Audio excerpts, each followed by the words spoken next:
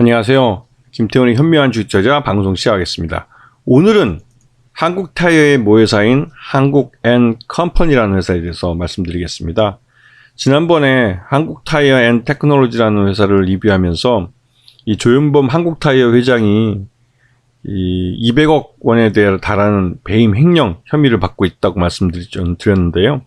이번에 그 이후로 이 조현범 한국타이어 회장이 구속됐습니다. 법원에서도 이 영장실질심사에서 200억 원의 횡령 배임 혐의가 인정된다고 본 것 같습니다. 거기다가 이제 증거인멸의 혐의도 있어 보인다고 바로 이제 구속이 결정이 됐죠. 그렇게 되면 확실히 이제 경영권 위협을 받게 될 가능성이 큽니다. CEO가 부재하니까요. 조현범 회장은 이 이명박 전 대통령의 셋째 딸과 결혼을 했습니다.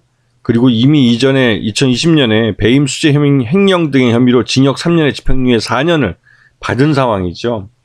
그리고 이제 집행유예 받은 기간 동안 배임 횡령 혐의를 또 했기 때문에 이번에 구속될 가능성이 그 어느 때보다 높았긴 했습니다. 지금 한국앤컴퍼니는 한국타이어그룹의 지주회사 역할을 하는 회사인데요. 이 회사는 오너일가가 대부분의 지분을 갖고 있습니다.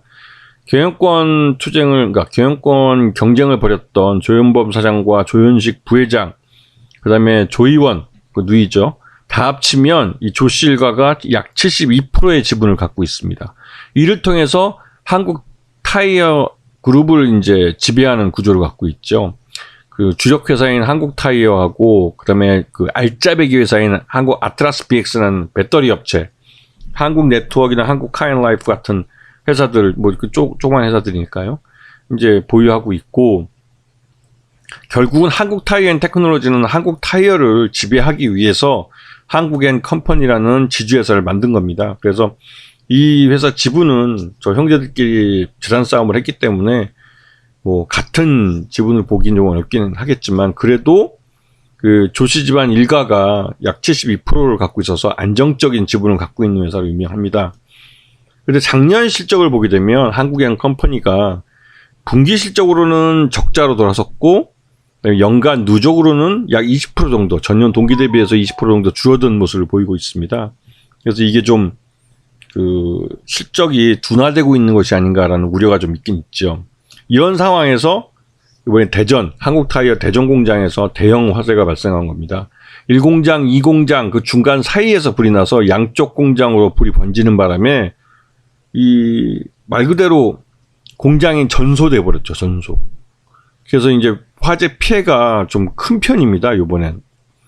그리고 지금 이에 대해서 오늘 공시를 한 거 보면 그 생산 중단 분야의 매출액이 거의 한 1조 원이 넘어가고 있어요. 전년도에 약 7조 원, 그룹 전체로 7조 원 정도 매출을 했으니까 약 한 16% 정도 해당하니까 굉장히 큰 부담이 있죠. 이 정도면 올해 한국앤컴퍼니나 한국타이어앤테크놀로지의 실적은 적자로 돌아설 가능성이 큽니다. 네. 그렇기 때문에 주가도 이를 반영하고 있죠. 그 한국타이어 대전 공장 화재 소식이 알려지면서 넥센하고 금호의 주가가 떴습니다. 그게 왜냐면 우리나라 국내 타이어 시장은 이 한국타이어와 넥센타이어, 금호타이어 이 세 개 회사가 독과점하고 있고, 대부분 특히 이 한국타이어는 그 과점하고 있는 업체예요. 과점. 그렇기 때문에 이 과점하고 있는 한국타이어의 이 타이어 공장에 대형 화재가 발생하면서 오히려 이 넥센 타이어하고 금호 타이어의 반사이익이 보게 되는 거죠. 이게 독과점 시장이 갖고 있는 전형적인 특징입니다. 남의 불행이 곧 나의 행복이 되는 거죠. 이게 우리 주식시장에서 고스란히 통하는 겁니다. 그러면서도 보시게 되면 한국 타이어는 이미 세계 10대 타이어 회사로 성장을 했고, 특히나 이제 전기차가 많이 나오면서, 전기차 모델들이 나오면서 그 전기차 모델에 들어가는 타이어는 특수 타이어들입니다. 워낙 무거운 전기 배터리를 달고 달리는 자동차이다 보니까 이 기존의 타이어보다는 훨씬 더 광폭이고 더 안정적인 그런 타이어여야 되죠. 그래서 그 전기차용 타이어는 조금 더 비쌉니다. 그렇기 때문에 이제 한국 타이어의 매출 예형이나 이런 것도 같이 성장하면서 올해 2022년 실적으로는 사상 최고를 찍었죠. 그런데 그러고 나서 이런 공장 대형 화재와 CEO 구속이라는 일을 겪으면서 참 낭패를 보게 된 겁니다.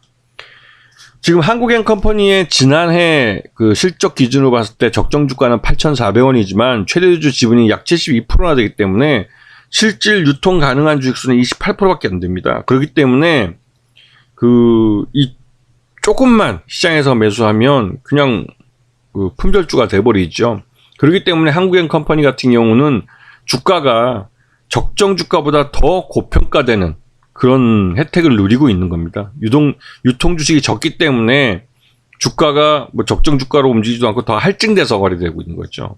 왜냐면 그만큼 주식수가 희소성이 있기 때문에 그렇습니다. 거기다가 이제 한국타이어앤테크놀로지 같은 경우 오늘 대전공장 화재 소식 때문에 주가가 굉장히 많이 흘러내렸죠. 그리고 이 공장이 바로 복구가 될 수 있는 게 아닙니다. 지금 화재가 발생한 내용을 들어보니까 이 1공장, 2공장, 1공장은 주로 이제 생산하는 공장이고 2공장은 주로 이제 출하 쪽을 담당하는 그런 공장 같은데요. 1공장, 2공장이 다 이 피해를 봤다고 그러고 특히 이 공장에서 출하를 앞두고 있는 완제품들이 피해가 크다고 합니다. 그러다 보니 이제 손실폭이 굉장히 커질 것 같은데요.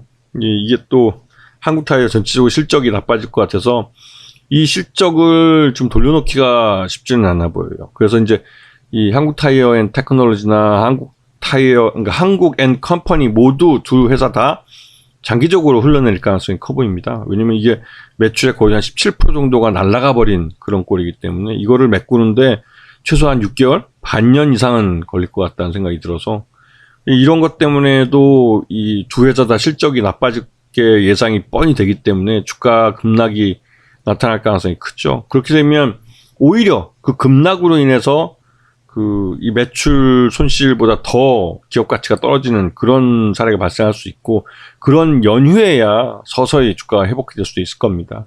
이런 부분은 이 경영 외적인 이벤트건으로 발생한 사건이 주가에 어떻게 영향을 미치는지를 공부할 수 있는 좋은 사례라고 생각이 들어서 여러분에게 소개를 시켜드립니다. 자, 오늘 방송 여기서 마치겠습니다. 감사합니다.